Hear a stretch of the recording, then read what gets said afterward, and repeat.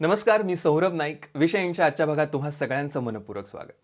सध्या मराठा आरक्षणाचा प्रश्न ऐरणीवर आहे आणि या प्रश्नांमुळे महाराष्ट्र अक्षरशः पेटतोय असं म्हणायला काहीच हरकत नाही. मराठा आरक्षणाचा तिढा नेमका काय हे आपण आधीच्या व्हिडिओमधून समजून घेतलं. तो तिढा सोडवण्याचा प्रयत्न शिंदे सरकारनं केला खरा, पण त्यांनी दिलेला निर्णय हा मनोज जरांगे पाटील यांना मान्य नाही. त्यामुळे पुन्हा एकदा असंतोषाची लाट पसरली आहे.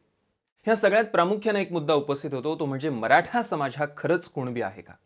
96 कोळी मराठा सरसकट मिळू शकणारं कुणबी हे स्टेटस म्हणून मान्य करेल का? मग कुणबी म्हणजे कोण? 96 कोळी म्हणजे कुणबी समाजापेक्षा वेगळे आहेत का? या सगळ्या प्रश्नांची उत्तरं शोधून विषय एंड करण्याचा आपण प्रयत्न करू. ब्रिटिश अधिकारी रॉबर्ट व्हेन रसेल यांनी the tribes and caste of the central provinces of India या पुस्तकात कुणबी हा समाजच मराठा असल्याचं म्हटलंय. मराठा समाज हा लष्करी सेवेत होता आणि त्यांचा उदय हा श्रमिक कुणबी या वर्गातूनच झाला असण्याची शक्यता आहे. नेमकं कोणत्या काळात मराठा आणि कुणबी हे दोन समाज वेगळे समजायला सुरुवात झाली हे अद्याप निश्चित समजलं नाही, असं या पुस्तकात म्हटलंय. महात्मा फुले यांनी त्यांच्या शेतकऱ्यांचा आसूड या पुस्तकात म्हटलंय की शेतकरी कुळवाडी म्हणजेच कुणबी आहे.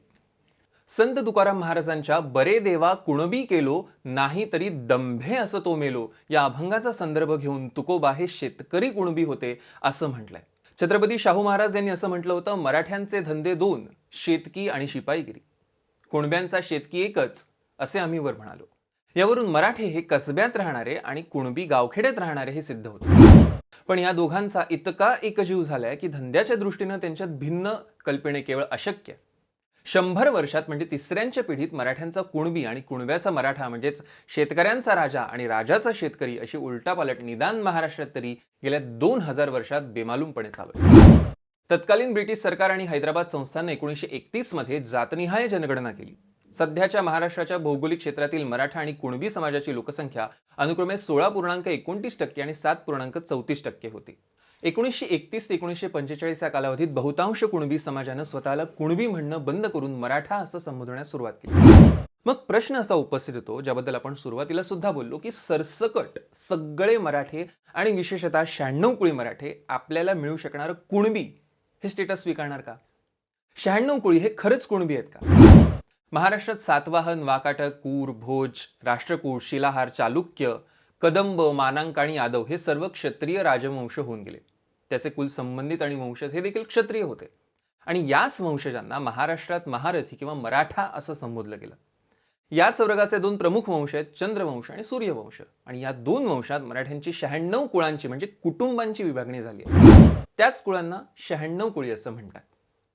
सूर्यवंश आणि चंद्रवंशांच्या उगमाबाबत पुराणांमध्ये सुद्धा आख्यायिका आहे. आता सूर्यवंश हा रामचंद्र तर चंद्रवंश हा ययाती यांच्याशी संबंधित असल्याचा संदर्भ देखील आहे. 11व्या शतकापासून 96 कुळी ह्या संकल्पनेचं स्पष्ट स्वरूप लक्षात येण्यास सुरुवात झाली.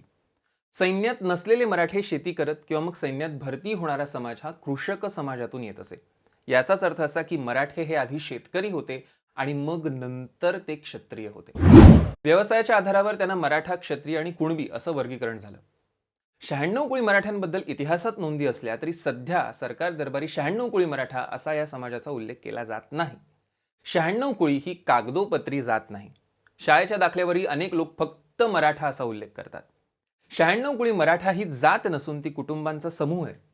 मराठा समाजाला आरक्षण मिळावं की मिळू नये, ते कायद्याने शक्य आहे की नाही वगैरे सर्व पेचांच्या मुळाशी मराठा समाजाची अशी ही क्लिष्ट रचना आहे असं दिसून येतं. समाज व्यवहारातली जात, कागदोपत्री असलेली जात आणि ऐतिहासिक संदर्भांमधली जात या भिन्न असल्यामुळे अनेकांना कायदेशीर अडचणी येत आहे.